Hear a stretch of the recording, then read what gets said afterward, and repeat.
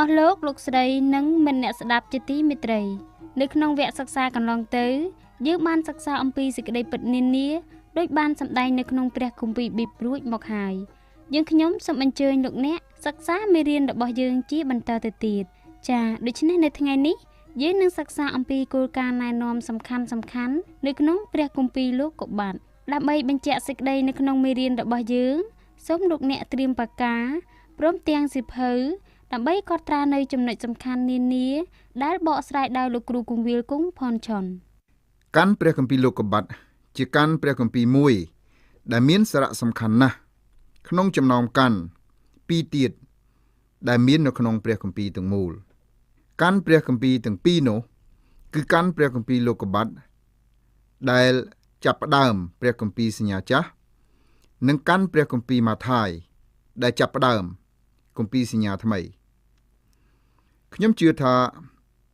ព្រះគម្ពីរទាំងពីរមុខនេះសំខាន់ណាស់ពីព្រោះជាព្រះគម្ពីរគន្លឹះដើម្បីជួយឲ្យយើងឆាប់យល់ដល់ព្រះគម្ពីរទាំងមូលតែម្ដងមុននឹងសិក្សាកាន់ព្រះគម្ពីរនេះខ្ញុំសូមឲ្យលោកអ្នកអាន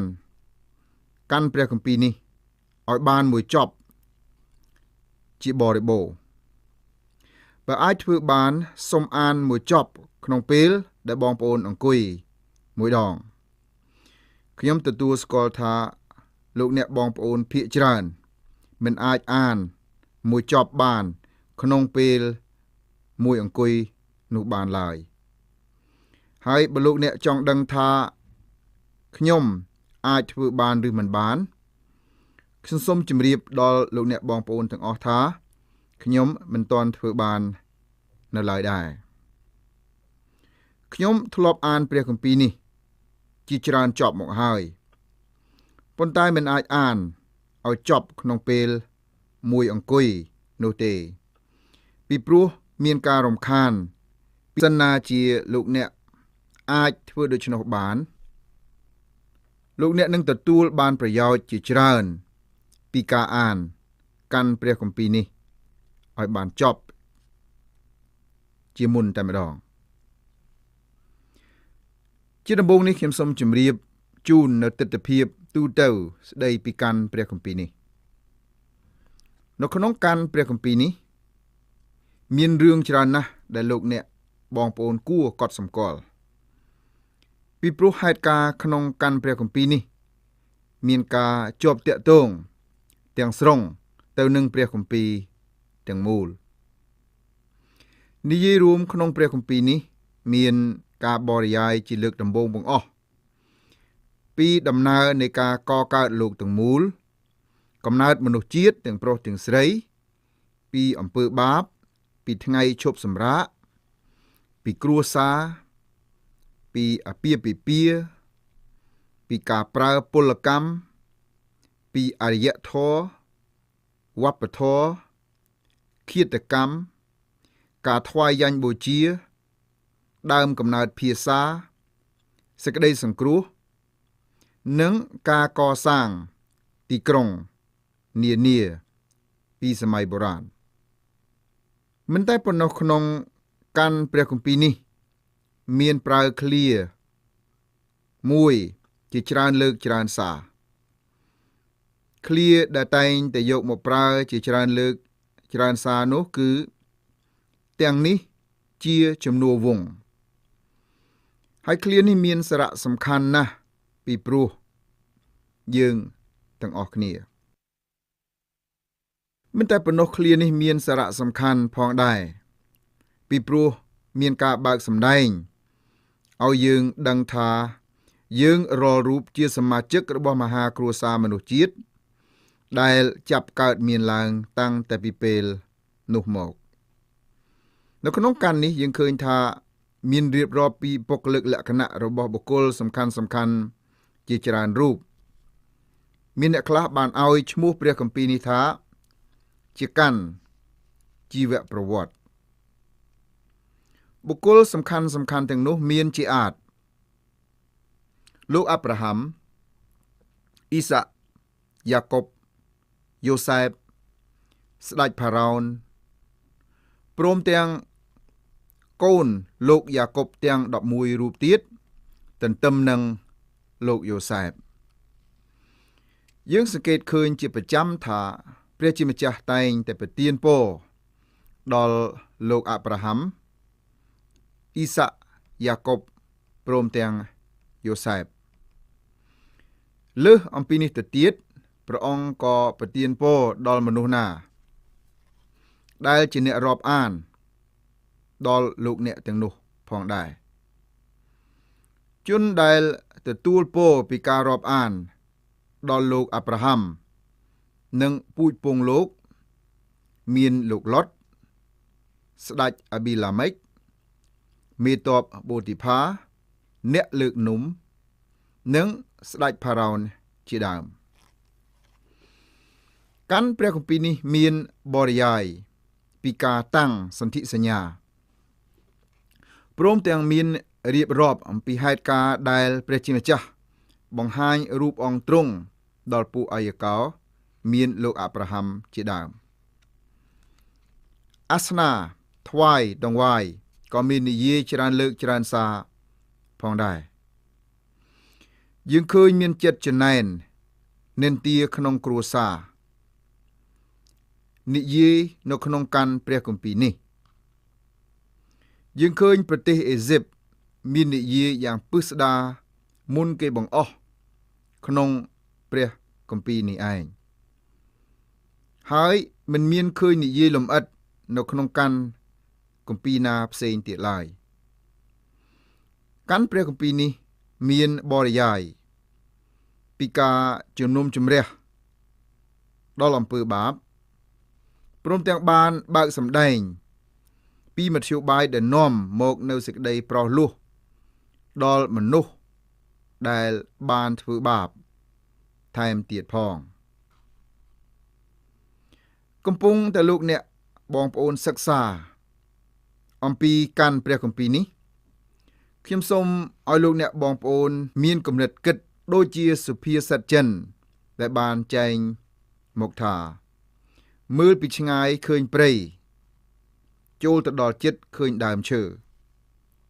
ពាក្យនេះមានន័យថាដំបូងឡើយត្រូវឲ្យដឹងពីទិដ្ឋភាពទូទៅនៃព្រះគម្ពីរមួយនោះខ្ញុំតែងតែរំលឹកដល់ពួកសិស្សថាមានវិធី2យ៉ាងដែលយើងអាចសិក្សាព្រះគម្ពីរឲ្យយល់ព្រះគម្ពីរតាមរយៈកែវយឹតរួចហើយត្រូវយកព្រះគម្ពីរនោះមកដាក់ក្នុងកែវពង្រីកដំបូងត្រូវមើលព្រះគម្ពីរតាមរូបភាពធំសិន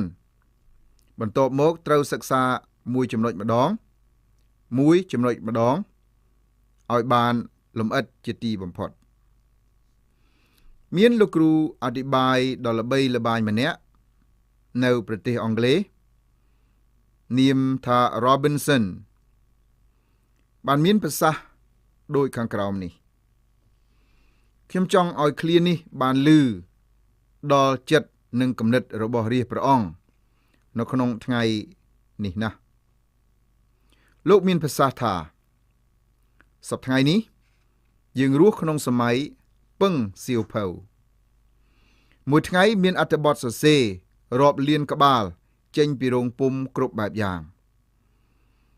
យើងចាំបាច់ត្រូវអានពីគោលការណ៍ណែនាំស្ដីពីសៀវភៅសិក្សា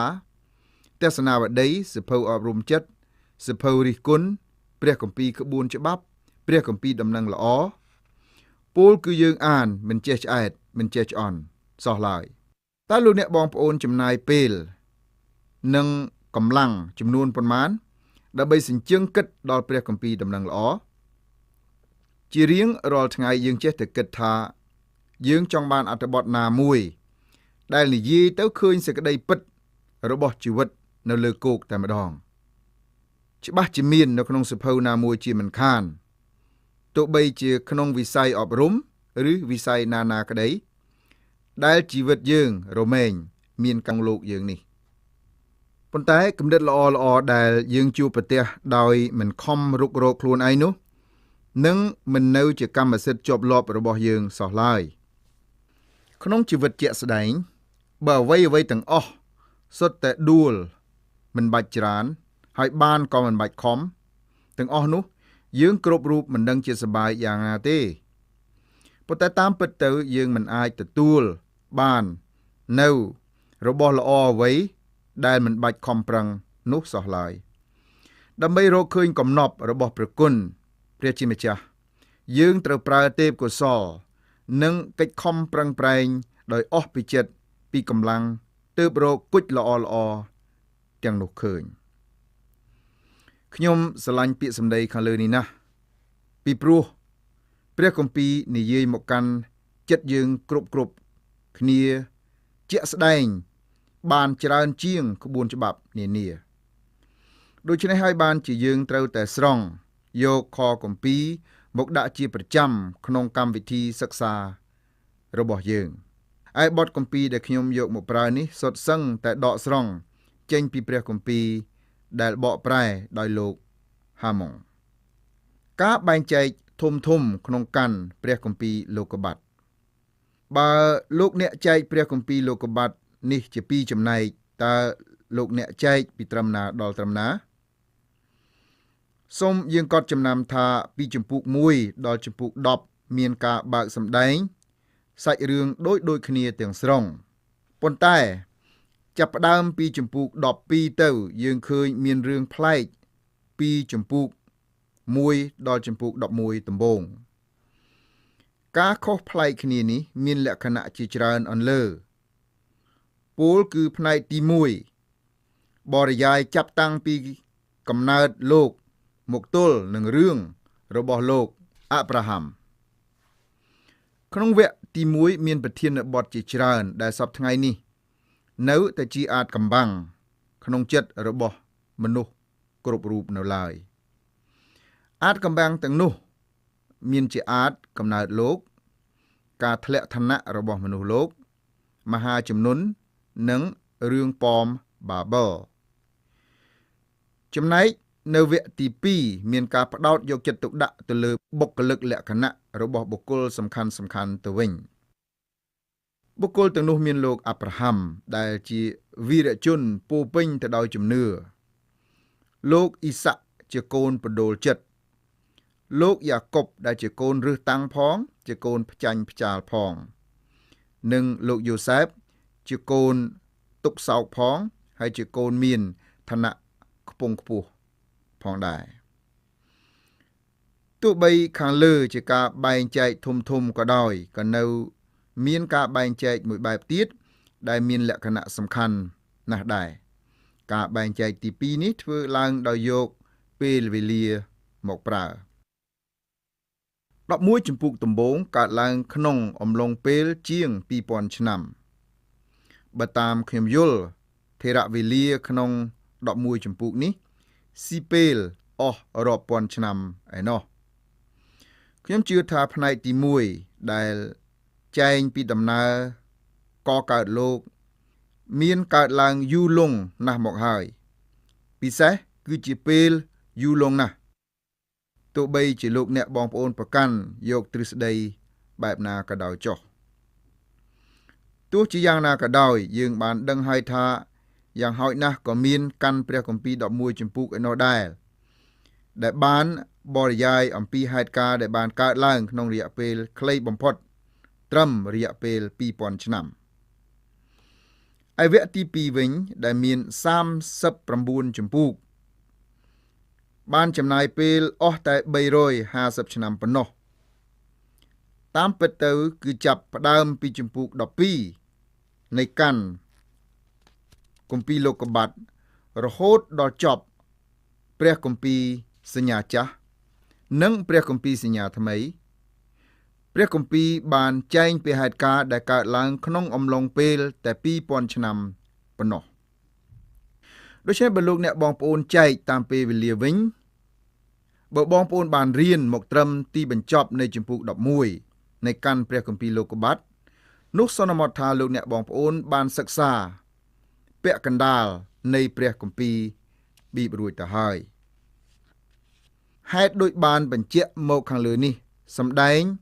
ប្រាប់ចិត្តនិងគំនិតលោកអ្នកថាព្រះជាម្ចាស់មានផែនការច្បាស់លាស់បានជាទ្រង់ប្រទានសេចក្តីដែលបានចែងទុក នៅក្នុងវគ្គទី1នេះមកដល់បងប្អូនប៉ុន្តែតើលោកអ្នកគិតថាព្រះអង្គយកប្រតិទុកដាក់លើផ្នែកទី1ជាងឬក៏យកប្រតិទុកដាក់លើហេតុការណ៍ដែលកើតឡើងក្នុងព្រះគម្ពីរទាំងមូលជាងយើងមានភស្តុតាងគ្រប់គ្រាន់ដើម្បីបញ្ជាក់ថាទ្រង់បានយកប្រតិទុកដាក់លើព្រះគម្ពីរទាំងមូលច្រើនជាងវគ្គទី1មានរៀបរាប់ពីដំណើរផ្សេងដែលមានចែងពីការបង្កើតលោកសន្និវាសយើងនេះមករីឯវគ្គទី2វិញមានដំណើរគិតគូរពីមនុស្សជាតិនិងពីនគរទាំងឡាយព្រមទាំងពីដំណើរតួអង្គព្រះយេស៊ូវគ្រីស្ទតែម្ដងពិសេសព្រះជាម្ចាស់យកប្រតិទុកដាក់ជាមួយនឹងលោកអាប់រ៉ាហាំជាងមានបណវត្ថុទាំងឡាយទាំងពួងពោលគឺជាវត្ថុដែលទ្រង់បានបង្កើតឡើងមកក្នុងលោកសន្និវាសយើងនេះត្រង់ចំណុចនេះមិត្តសម្លាញ់អស់លោកបងប្អូនហើយព្រះជាម្ចាស់កំពុងយកប្រតិទុកដាក់ព្រមទាំងមានភាពជិតស្និទ្ធឲ្យតម្លៃដល់លោកអ្នកបងប្អូនផ្ទាល់ជាជាងអ្វីៗទាំងអស់ដែលមាននៅក្នុងលោកសន្និវាសយើងទាំងមូលនេះបើយោង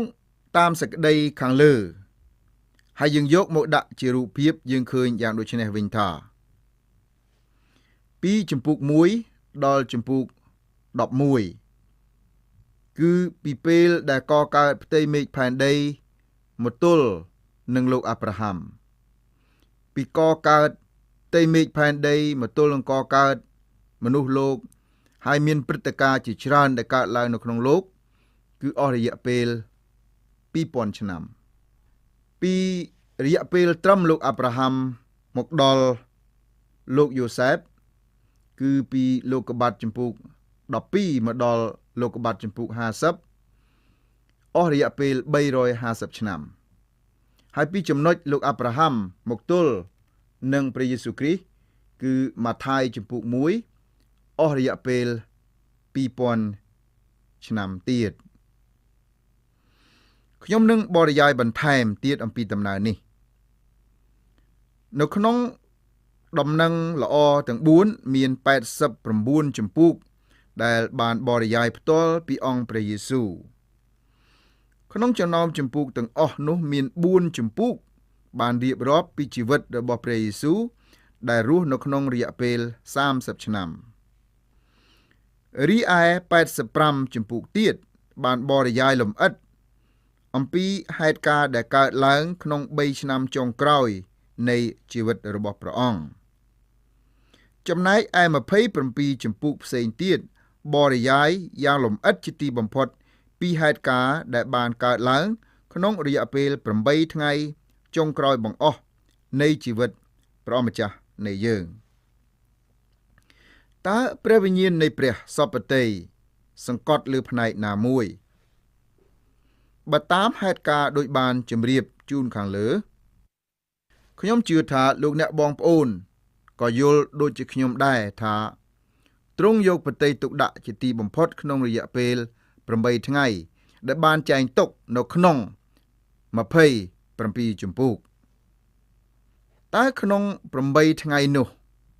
មាននិយាយពីអ្វីខ្លះក្នុង8ថ្ងៃនោះមានបរិយាយពីការសុគតការបញ្ចុះសពនិងការរស់ឡើងវិញនៃព្រះម្ចាស់យេស៊ូវគ្រីស្ទនៃយើង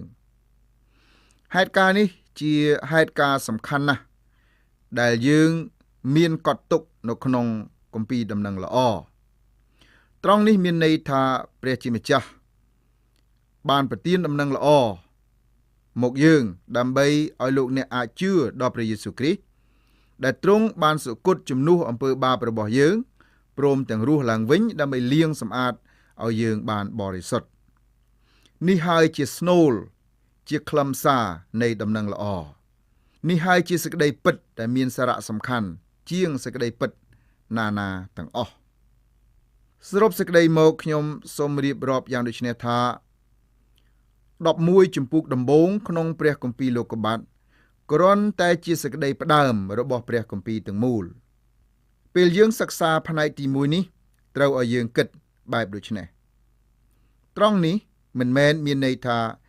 យើងគួរផ្លោះរំលង11ជំពូកនេះកុំសិក្សាអីពីព្រោះមិនសំខាន់ទេ តាមពិតទៅយើងត្រូវយកចិត្តទុកដាក់ឲ្យបានខ្លាំងព្រមទាំងប្រើពេលវេលាឲ្យបានច្រើនដើម្បីពិចារណាពីជំពូក1ដល់ជំពូក11ផងដែរកាន់ព្រះគម្ពីរលោកុបាទជាថ្នាលសំណាបរបស់ព្រះគម្ពីរទាំងមូលត្បិតនៅក្នុងកាន់ព្រះគម្ពីរនេះយើងឃើញមានការចាប់ផ្ដើមនៃប្រភពនានានិងការកកើតអ្វីៗទាំងអស់មកកាន់ព្រះគម្ពីរនេះប្រៀបឧបមាដូចជាបុប្ផាក្រពុំមួយទងដែលរីកសាយឡើងចេញជាព្រះគម្ពីរទាំងមូលសេចក្តីពិតនានាដែលមានកើតឡើងនៅក្នុងកាន់ព្រះគម្ពីរនេះគ្រាន់តែជាលក្ខណៈកហេតុតែប៉ុណ្ណោះមានការបែងចែកមួយបែបទៀតដែលខ្ញុំយល់ថាជាការបែងចែកល្អបំផុតការបែងចែកនោះធ្វើឡើងតាមលក្ខណៈសាវតារបស់មនុស្សជាតិពិសេសតាមសាវតាគ្រួសារលោកុបាទជំពូក1ដល់ជំពូក2ខ6ជាសាវតាឋានសួគ៌និងលោកីលោកុបាទជំពូក2ខ7ដល់ជំពូក6ខ8ជាសាវតារបស់លោកអាដាមលោកុបាទជំពូក6ខ9ដល់ជំពូក9ខ29ជាសាវតារបស់លោកណូអេលោកុបាទជំពូក10ខ1ដល់11ខ9ជាសាវតារបស់កូនលោកណូអេលោកុបាទជំពូក11ខ10ដល់ខ26ជាសាវតារបស់លោកសឹមលោកុបាទជំពូក11ខ27ដល់ជំពូក25ខ11ជាសាវតារបស់លោកថេរ៉ាលោកុបាទជំពូក25ខ12ដល់18ជាសាវតារបស់លោកអ៊ីស្ម៉ាអែលលោកុបាទ25ខ19ដល់ជំពូក35ខ29ជាសាវតារបស់លោកអ៊ីសាក់លោកុបាទ36ខ1ដល់ជំពូក37ខ1ជាសាវតារបស់លោកអេសាយលោកុបាទជំពូក37ខ2ដល់ជំពូក50ខ26ជាសាវតារបស់លោកយ៉ាកុបសេចក្តីដែលបានរៀបរាប់អំបញ្ញមិញខាងលើនេះមានចែងទុកនៅក្នុងព្រះគម្ពីរលោកុបាទកាន់នេះជាកាន់ព្រះគម្ពីរគ្រួសារកាន់ព្រះគម្ពីរលោកុបាទនេះជាព្រះគម្ពីរដ៏សែនអស្ចារ្យហើយយើងត្រូវតែចាត់ទុកថាព្រះគម្ពីរនេះជារៀងរហូតតទៅ